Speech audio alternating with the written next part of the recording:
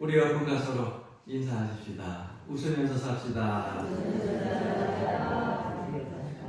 또 한 번 더요. 웃으면서 살겠습니다.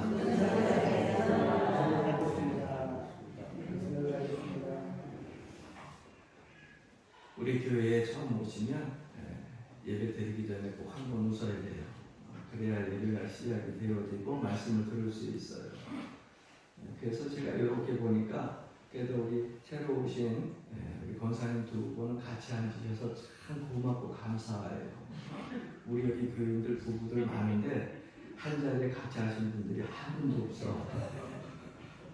다 앞뒤로 앉아가지고 옆 사람하고 웃으면서 삽시다. 웃으면서 삽시다. 웃으면서 살겠습니다 하는데 앞뒤로도 여러분들이 서로 웃으면서 살고 또 웃으면서 살겠다는 각오로 사람들에게 웃음을 줄 수 있고 그렇게 사실 때 가정에 화목이 오고 또 내 주변의 사람들이 좋은 사람들이 더 많이 모이는 거예요. 할렐루야. 부모된 입장으로서 생각을 해보면 우리에게도 자녀 둘이 있지만 어느새 보니까는요 애들 나이 바뀌어도 되나 모르겠어. 이제 30이 돼가지고 어느 순간에 깜짝깜짝 놀래요. 30대 내 나이 때 나는 이미 결혼했고 그 당시에 이미 첫째 아이들에 난 그런 상태인데 벌써 내 자녀들이 그렇게 나이를 먹었나. 그런데 그 자녀들에 대한 생각을 하면서 세월이 빠르다고 얘기를 하는데 세월이 오면 늘 똑같아요. 근데 그 자녀들을 보면서 왜 저는요 항상 어린애 같은지 모르겠어요. 그 이전에 위에 할머니, 할아버님이 살아계셨을 때 또 부모님들이 하셨던 얘기들이 종종 기억이 나요.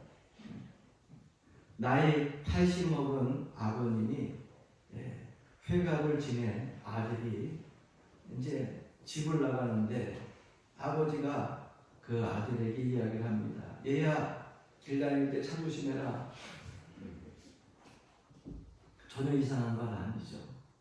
그런데 젊은 사람들이 봤을 때는 아니 회갑이 넘었는데 얘야 차 조심하라고 60년을 살았는데 근데 지금 부모의 마음에서 생각을 해보니까 부모는요 자녀가 60이 되든 70이 되든 항상 어린 나이와 같은 거예요. 그렇다고 해서 여러분 그 자녀들을 계속 부모 품 안에 껴안고 있을 수 없고 보호 아래 둘 수가 없습니다. 그 자녀들이 부모를 떠나가지고 밖에 나가서 직장 생활도 하고 사회생활도 할 수 있도록 그렇게 다 놔줘야 돼요. 그래야 그들이 자립심이 생기게 되고 독립심이 생깁니다. 나이가 많이 들었는데도 매일 내 자신 내가 내 마음대로 내 뜻대로 하려고 하다 보면 어느 순간에요. 요즘 이야기하는 마마보이라고 하는 게 그런 거예요. 독립적인 생활을 못해요. 스스로 무엇인가를 생각하고 판단을 해야 되는데 그것을 다 부모에게 나중에 나이가 40, 50 넘어가서도 의존하게 되려고 한다는 거예요. 그래서 아이들이 내 자녀들이 항상 어린 나이 같아도 나가서 자립할 수 있도록 때때로는요 내보내야 돼요. 가서 고생도 좀 하고 젊어서 고생을 한다고 하잖아요. 그러면 그 아이들이 나중에 사회생활도 하고 그리고 자립심도 생겨가지고 어떨 때 보면은 부모가 보면 어휴 일찍 내가 내보낸 거 잘한 것이다 라고 하는 그런 보람을 느끼게 될 줄로 믿습니다. 할렐루야. 이 본문 말씀 속에 예수님께서 십자가를 지시기 전에 제자들에게 여러 가지를 당부하시는데 제자들이 아주 중요한 변화를 체험합니다. 그러니까 예수님을 처음 뵀을 때 제자들은 성령이 오시기 전이에요. 성령의 은혜를 받기 전이에요. 그러니까 제자들은 예수님을 돌돌돌돌 따라다니면서 천국 복음을 듣는데 천국 복음을 예수님이 매일매일 그 제자들에게 전하여주고 또 가르쳐주고 또 무리가 모였을 때 함께 가르쳐주고 또 그들에게 보여주고 그런데 제자들이 깨닫지를 못해요. 예수님이 아무리 말씀을 하셔도 그 말씀이 천국의 복음의 말씀, 그 영적인 말씀들을 깨닫지 못합니다. 그래서 엉뚱한 소리만 하고요, 엉뚱한 생각만 하고서 그들이 쫓아다니고 있어요. 아무것도 할 수 없는 그러한 영적인 어린 나이 상태에서 그들이 오순절 날 마가다락방에서 성령이 오심을 그들이 체험하고 은혜를 체험하고 이제는 그들이 세상 곳곳에 나아가서 예수님이 대신 복음을 전해야 될 것을 전하는 그러한 귀한 사역자들, 일꾼들이 되었습니다. 예수님께서 제자들을 키우시고 가르치신 이유는 단 한 가지예요. 무엇일까요? 나가서 복음을 전하고 예수님이 하시던 그 세계의 사역들을 하라고 그들을 가르치신 거거든요. 그래서 그들에게 여러 가지 당부의 말씀을 십자가 지시기 전에 하고 계시는 거예요. 어린아이들이 제일 힘든 것이 뭔지 아세요? 우리 이제 교회에도 석기설이 위에서 이제 다이하고 하준이가 계속해서 이제 자라나고 있는데 참 어린아이가 귀한 시골이에요. 네. 쟤네들 볼 때마다 그냥 저절로 웃음이 나와요. 저절로 웃음이 나와요. 근데 저 아이들이 지금은 이제 엄마 젖을 뗐지만은 가장 힘든 때가 언제였을 것 같아요? 엄마 젖 뗄 때였을 거예요. 그래서 엄마 젖을 뗄 때 아이들은 너무너무 괴롭고 힘든 거예요. 저도 아마 어렸을 적에 저 떼려고 꽤나 애쓰셨던 것 같아요. 뭐 시뻘건 약을 갖다가 발라놓기도 하고 네. 아주 쓴 그런 약도 발라놓고 그래서 젖을 떼려고. 그런데 그 젖을 떼야만 그 다음에 이유식으로 그 다음에 또 씹을 수 있는 것으로 조금씩 먹는 음식들이 바뀌어져 가잖아요. 예수님 십자가 사건 이후에 제자들이 더 이상 영적인 어린아이로 남아있을 수가 없었습니다. 이제는 스스로 장성한 분량이 믿음이 자라나가지고서 그들이 예수님 대신하여 복음을 전하는 길까지 서로 감당해야 되고 또 그 일들을 걸어가야 되는 그러한 사역자의 일들을 걸어가야 되는 그러한 귀한 일들을 감당했어야 돼요. 그런데 이 예수님 십자가 전에 하신 말씀들을 보니까는 그 제자들의 모습들, 십자가 지시기 전에 제자들의 모습들이 나오는데 저는 세 분류의 사람을 좀 체크를 해봤어요. 그 첫 번째 사람은 가룟 유다입니다. 예수님이 제자들에게 가장 소중한 최후의 만찬이라고 하죠. 성찬식을 행하는 그 순간에 그곳에 있으면서도 예수님을 믿지 않고 믿음을 배반하고 예수님을 배신한 그러한 제자가 하나 있었습니다. 그래서 예수님이 말씀 속에 보게 되면 그렇게 말씀하고 있어요. 21절, 22절 말씀 보면 그러나 보라 나를 파는 자의 손이 나와 함께 상위에 있도다. 인자는 이미 작정된 대로 가거니와 그를 파는 그 사람에게는 화가 있으리로다 하시니 예수님을 팔 사람이 예수님 제자 중에 지금 이 만찬하는 가운데 있다는 거죠. 그런데 여러분 마태복음에 보게 되면은 그 자가 누구인지 예수님이 직접 간접적으로 가르쳐 주셔요. 그러니까 본인도 그거를 알아요. 근데 우리가 생각하게 되는 것은 가룟 유다가 태어날 때부터 예수님을 배신할 운명으로 태어난 것인가? 신앙생활을 하면서 이런 의문을 많이 갖지 않습니까? 그는 처음에 태어날 때부터 아예 예수님을 배신한 운명으로 태어났냐는 거죠. 세상 사람들은 사주팔자 보면서 운명론을 가지고 그렇게 얘기합니다. 성경 말씀을 좀 읽어보다 보면 그런 것 같아요. 가룟 유다가 없었으면 예수님이 십자가에 못 박히지도 않았을 거 아니에요. 팔려가지도 않았을 거예요. 아니요, 하나님의 섭리와 계획들은요, 가룟 유다가 아니어도요, 하나님의 말씀대로 이루어질 사건들은요, 여러 상황과 환경을 통해서 다 이루어져요. 가룟 유다가 아니어도 상관이 없어요. 그러니까 세상에서 말하는 운명은 여러분 성경에서는 말할 수가 없어요. 본인이 스스로 작정하고 선택한 길입니다. 예수님을 믿고 따를 때에 이 가룟 유다는요, 존귀한 사람이 될 수 있었어요. 믿음의 사람이요, 하나님의 귀한 사역을 감당할 수 있는 그 나머지 그 제자들과 같은 훌륭한 길을 걸어갈 수 있는 사람이 될 수도 있었어요. 그런데 자신이 그 길을 선택한 거예요. 그걸 많은 신학자들은 교만이다 이렇게 얘기를 하고 있어요. 왜?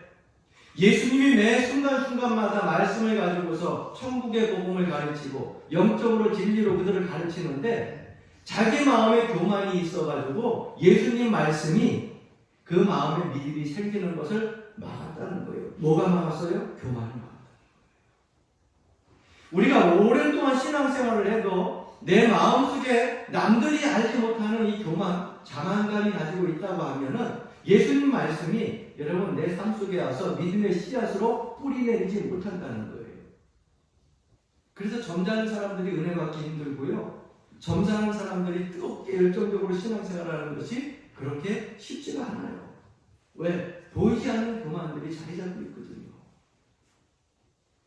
말씀은 우리가 이 세상을 살아가는 데에 안전벨트와 같은 거예요. 말씀을 통하여서 믿음을 얻게 되고요. 그 믿음을 통하여서 나에게 주어진 사명을 감당하게 되는 것입니다.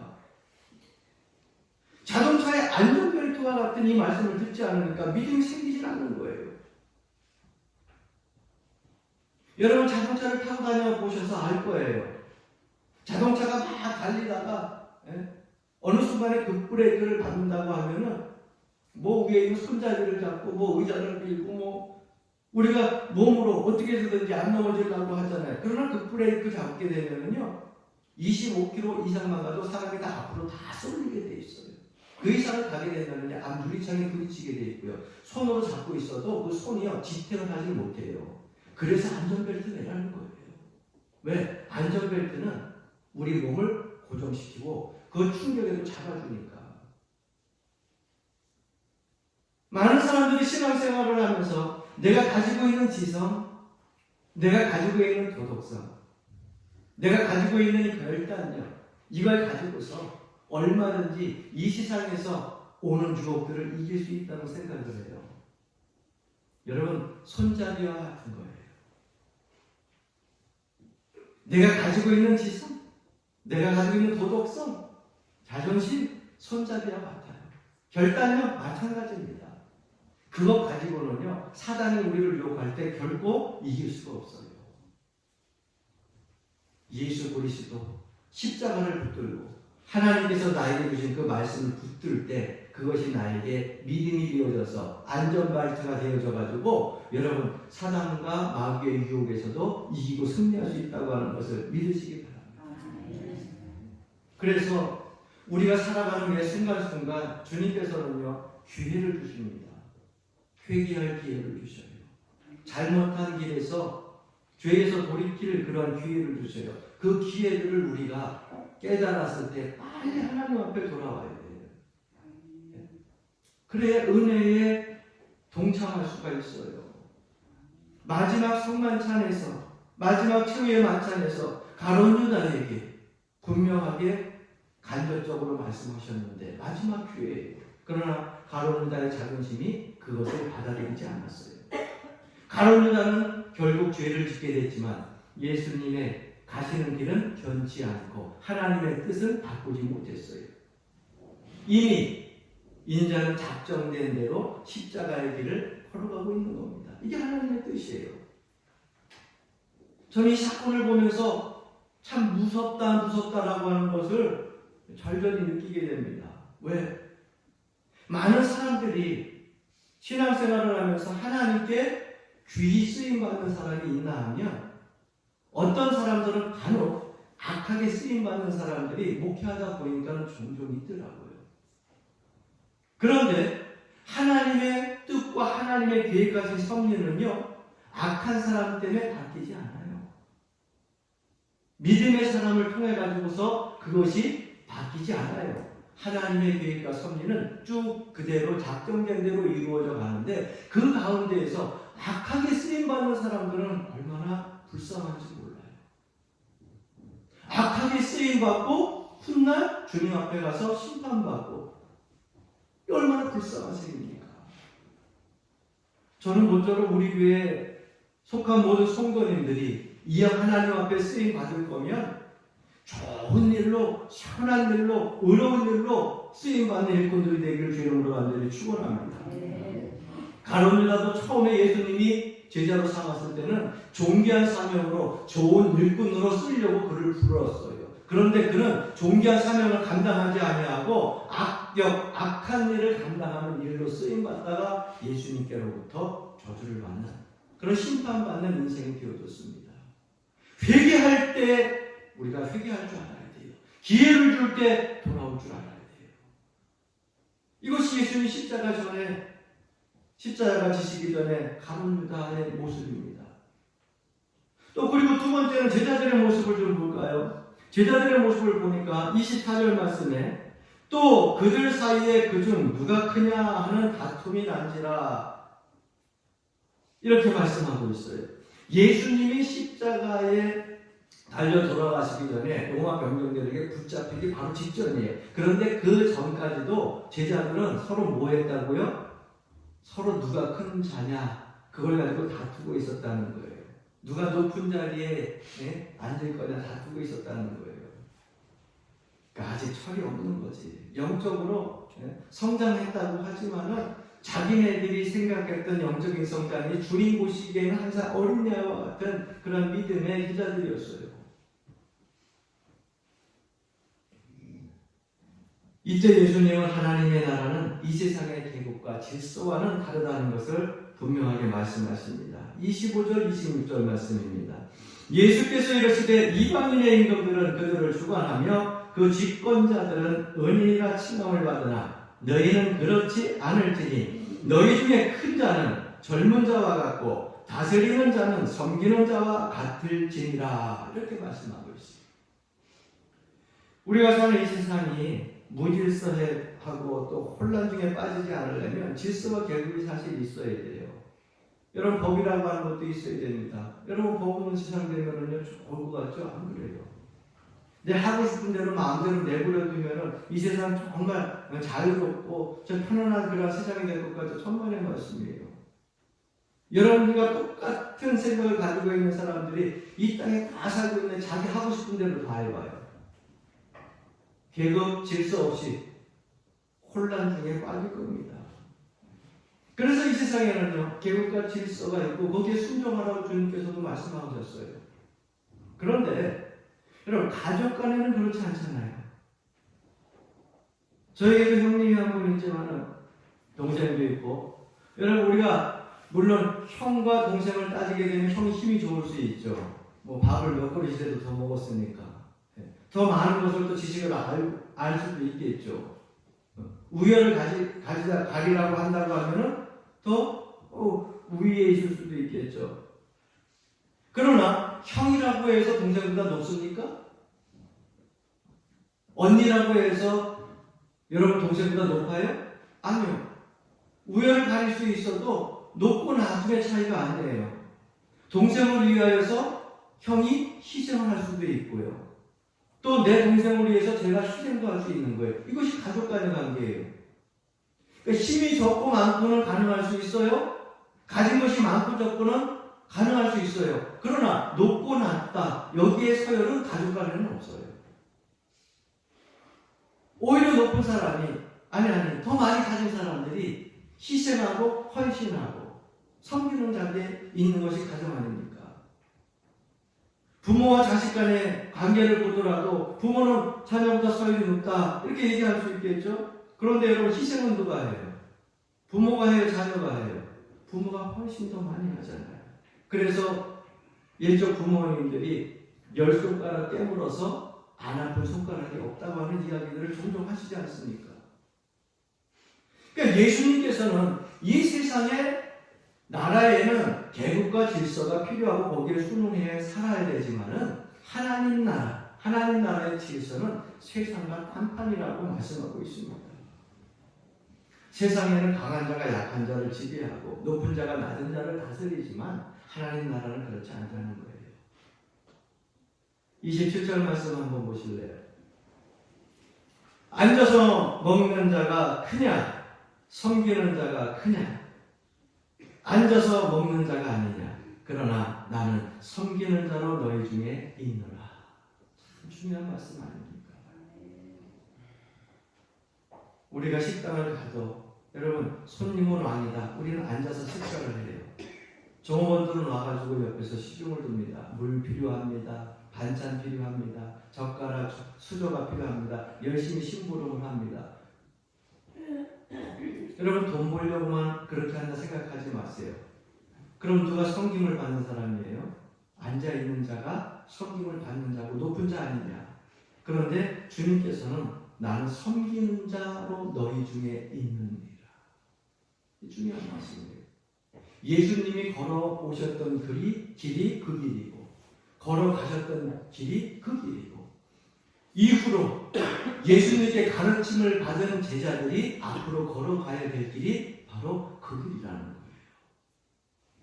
그러니까 예수 믿는 사람들은요, 섬김을 받는 자가 아니라 섬기는 자의 자리에 서 있어야 된다고 하는 것을 주님께서는 말씀하고 있습니다. 이러한 자가 천국에서 큰 자예요. 상급받는 자라는 거예요. 할렐루야. 그래서 하나님 나라는요, 죄를 치료하는 병원과 같아요.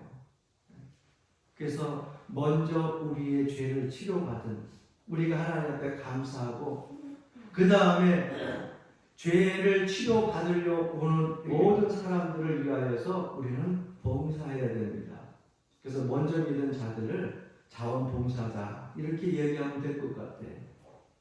저와 여러분들은요, 앞으로 아직도 예수 그리스도를 알지 못하는 수많은 백성들이 이제 구원받아서 하나님 전에 들어올 때 그들에게 자원봉사자의 역할을 감당해야 돼요.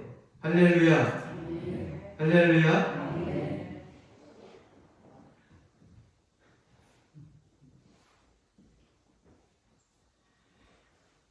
교회에서도 육체적인 섬김이 있는가 하면 영적인 섬김도 있어요. 다 여러분들이 저처럼 말씀을 강론하고 말씀을 가르칠 수는 없어요. 그러나 여러분들에게 가진 섬김의 은사들이 다 있습니다. 그래서 자기가 섬길 수 있는 그 재능과 은사를 가지고 최대한 섬기는 것, 그것이 예수님이 원하시는 삶의 방식이라고 하는 거예요. 예수님의 제자들이요, 철이 없다고 하지만 사실 고생을 엄청나게 했습니다. 왜?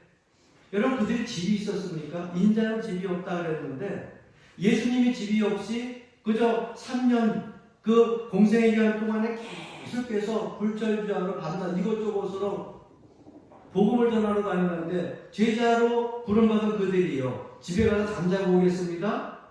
배고프니까 집에 가서 밥 먹고 오겠습니다. 그러면서 쫓아다녔나요? 아니에요. 24시간 내내 붙어가지고 주님 졸졸 따라다녔으니까 주님이 배고파서 굶주릴 때 누가 뭐 매일 먹을 것 같다 그러는 거 아니잖아요.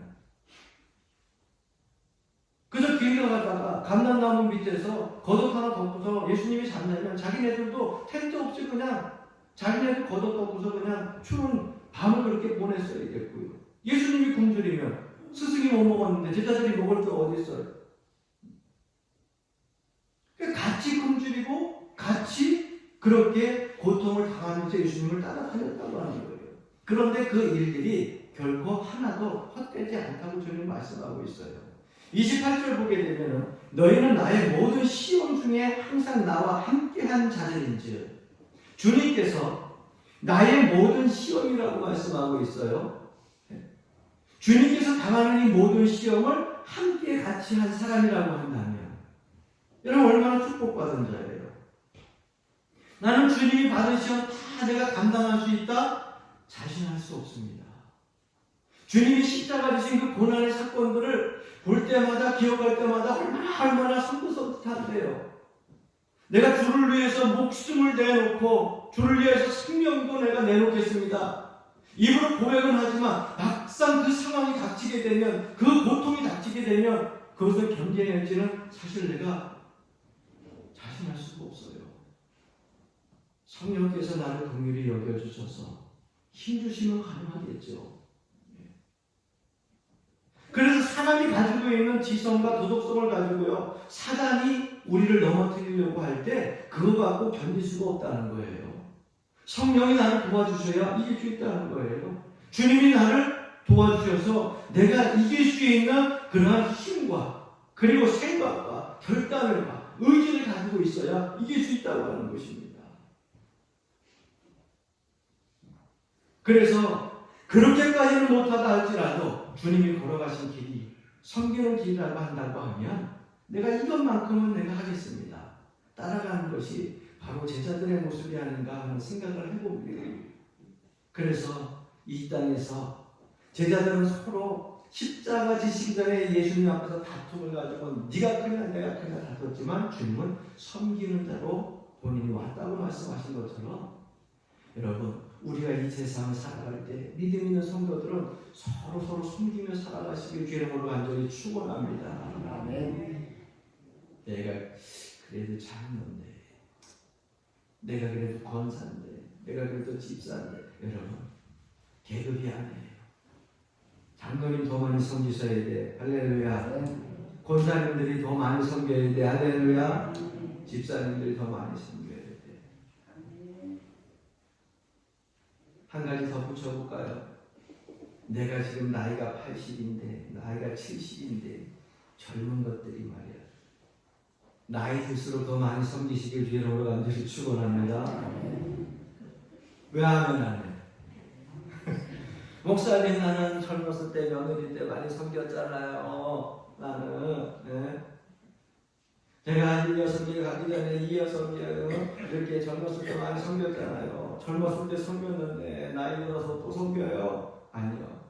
젊었을 때 섬겼으면 나이 들어서 더 섬기세요. 왜? 주님도 돌아가실 때까지 섬기시고 결국 십자가에서 죽음으로 나를 섬기셨기 때문에 내가 구원받은 거거든요. 근데 우리가 예수님 뒤를 따라가는 제자 아니에요. 그러니까 끝까지 섬겨야 돼. 나이 많을수록 더 섬겨야 돼. 할렐루야. 다음 주부터 속해 청소할 때는 나이 드신 분들이 와서 제일 먼저 열심히 섬겨. 섬기는 자가 천국에서는 큰 자입니다. 그리고 또 세 번째는 베드로라고 하는 제자. 제자들이 서로 높아지려고 다투고 있는 가운데에 그 시간에 마귀는요 계속해서 오늘 사자와 같이 산길자를 찾아다닙니다. 예수님을 참수할 뿐만 아니라 가룟 유다를 참수할 뿐만 아니라 예수님 십자가 달려 돌아가시기 전에 그 주변에 있는 많은 제자들을 계속 삼키려고 쓰러뜨리려고 다녔다고 하는 사실을 우리가 본문을 통해서 알 수가 있어요. 31절 32절 말씀 보세요. 시몬아 시몬아 보라 사탄이 너희를 밀가부르듯 하려고 요구하였으나 그러나 내가 너희를 위하여 내 믿음이 떨어지지 않기를 기도하였노니 너는 돌이킨 후에 내 형제를 굳게 하라.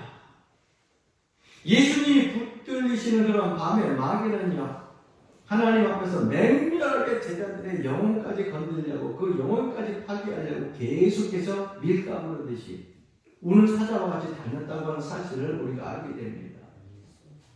여러분 교회에서 신앙생활을 할 때요 어떤 사람을 무너뜨릴 때 그 한 사람만 무너뜨리는 것으로 사단은 만족하지 않아요. 가룟 유다 한 사람이 12제자 중에 그 한 사람이 예수님을 팔았으면 믿음을 배반했으면 됐지 이제 그리고서 안심을 하는 게 사단이 아니에요. 한 사람으로 만족하지 아니하고 예수님은 십자가 지시기 전에 고뇌를 가지고서 늘 기도하고 있는데 그 순간 가룟 유다를 넘어뜨리고 나머지 제자들도 밀가부르듯이 그 영혼들을 파괴하려고 계속해서 흔들고 돌아다녔어요. 그랬는데 누가 기도하셨다고요? 예수님이 기도하셨다고요. 내가 너희를 위하여 내 믿음이 떨어지지 않기를 기도하였느니 이 기도 때문에 그 나머지 11제자가요 그 영혼에서 흔들림 없이 굳게 끝까지 그래도 그 순간 주님의 은혜로 붙잡혀 있었던 거예요. 여러분 예수님의 기도에는 능력이 있어요. 왜? 예수님의 기도에는요 자신의 보혈이 있거든요. 십자가에서 흘리신 그 보혈의 피를 믿고 그 보혈을 의지하고 그 보혈을 공로를 의지하고 예수님께 기도하는 우리에게 역시 능력이 있습니다. 그래서 사냥과 마귀가 우리를 밀가부르듯이 흔들어 놓으려고 할 때 기도해야 되는 거예요. 누구의 이름을 붙잡고? 예수 그리스도의 이름을 붙잡고. 그냥 있는 게 아니에요. 그래서 우리가 신앙적인 기도를 끝나고 나서도 우리가 그냥 뒤에 당연히 오는 그런 문구라고 생각하지 마세요. 예수님의 이름으로 기도합니다. 그 뒤에 기도의 제목 끝마침에 꼭 예수님의 이름으로 기도합니다 라고 하는 것은요, 예수님의 보혈에 힘이 능력이 있기 때문에, 우리가 그렇게 기도하면 우리에게 능력이 있기 때문에, 사단이 한 길로 왔다 일곱 길로 도망가기 때문에 기도 그렇게 하는 거예요. 할렐루야.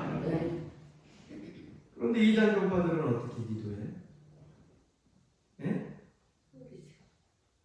잘 들어봐. 요즘 유튜브 여기저기 막 뒤져보면서 많이 찾아보잖아요. 끝에 예수님의 이름으로 기도합니다. 그렇게 안 해. 하나님의 아들 예수님이다? 그것도 부인해. 성삼위일체도 부인해. 그들 안에는 하나님의 아들 예수 그리스도가 참된 구원자라고 하는 그 믿음 자체가 없어요. 그래서 여러분들에게 오늘 아침 새벽 예배 끝나고 나서 공지에서 올려준 거 있죠? 그림이 너무너무 은혜스러워가지고 올려요. 얼굴도 똑같아, 옷 입은 것도 똑같아, 성경책 들은 것도 다 똑같아, 앞을 바라보는 것도 다 똑같아. 그런데 두 사람은 다 똑같은데 맨 뒤에 사람 뒤에 뭐가 달렸어? 안 봤구나. 못 봤구나. 오늘 주일날 교회 나오느냐고 준비하시냐고 못 봤구나. 맨 뒤에 세 사람은 이 뒤에 꼬리가 달렸어. 다 똑같은데 그게 이단이야. 성경책 끼고 생김새도 똑같고 옷도 다 똑같고 앞을 바라보고 예수 믿는 것 같은데 그 뒤에 뭐가 달렸어? 꼬리가 달렸어. 끝이 조금 달라. 그게 이단이야. 예수 그리스도를 구원주에서 부인하면 이단이에요.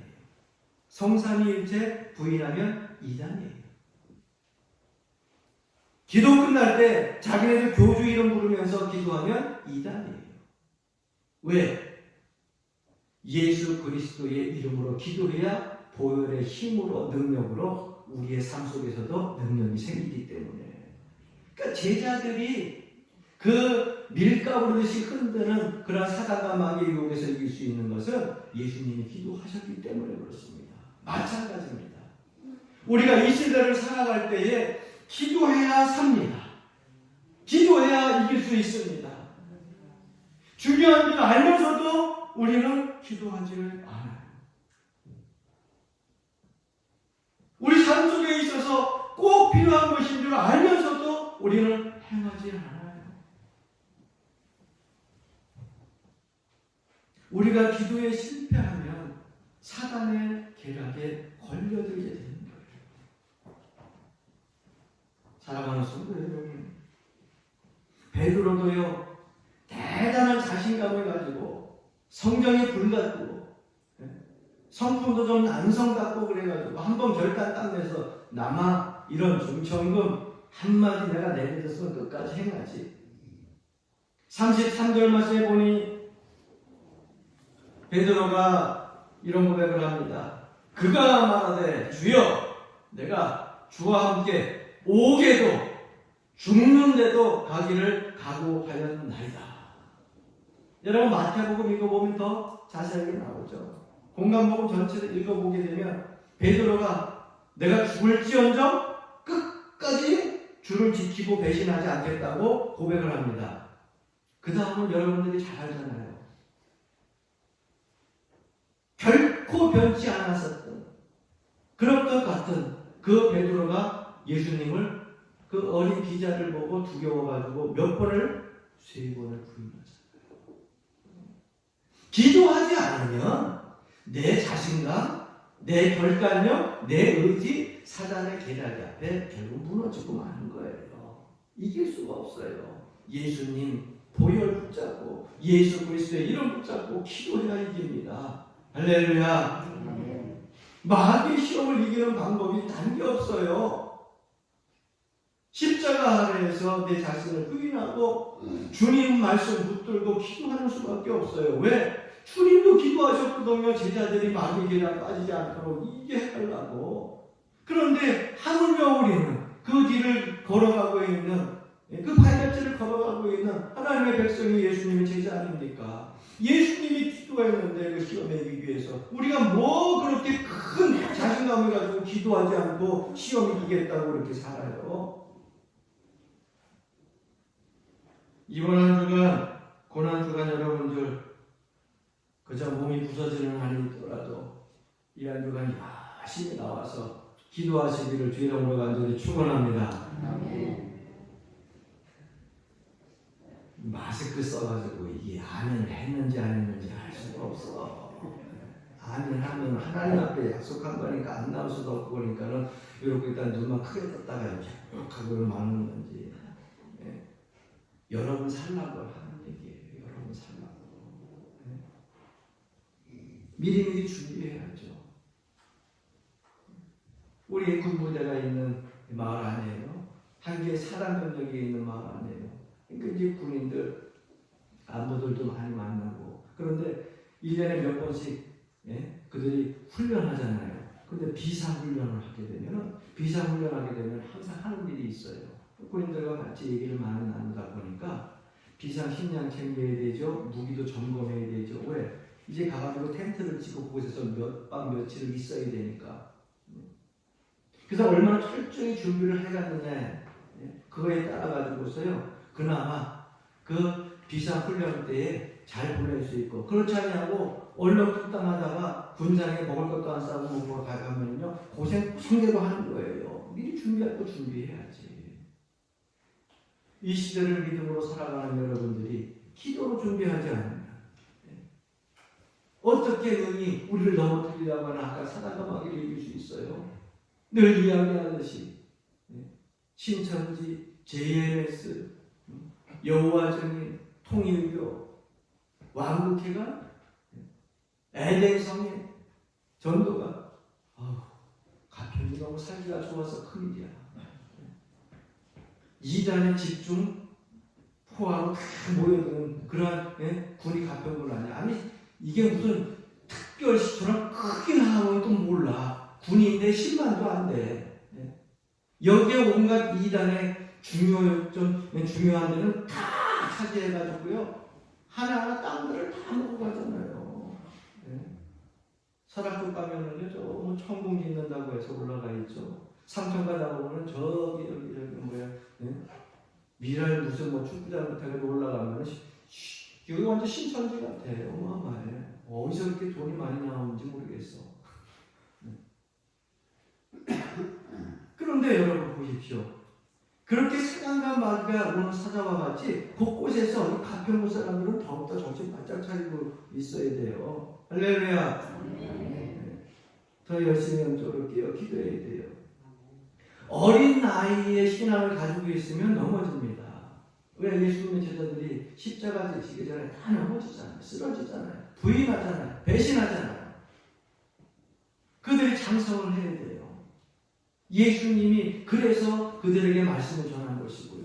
그들을 위해서 기도한 겁니다. 그렇다면 우리가 어떻게 하면 장성할 수 있어요? 기도해야 돼요. 주님 말씀 날마다 사모하고 그 말씀 읽고 묵상해야 돼요. 그래야 우리가 장성한 분량에 이르게 되면, 내가 어느 정도 성장해서 자립할 힘이 그렇게 생기게 되면, 신앙적으로 자립하기 시작하게 되면, 그 다음에는 내가 어떤 어려움이 올 때 예수님이 이때 이렇게 했지? 나도 그렇게 하면 되는 거고, 예수님이 행하신 대로 그 발자취를 우리가 계속 삶을 바라보면서 따라가게 되면 예수님이 이겼던 것처럼 우리도 마귀를 이기면서 살아갈 수 있게 되는 것입니다. 성장하면 성장할수록 더 치열한 영적 전쟁이 우리들 앞에 있을 겁니다.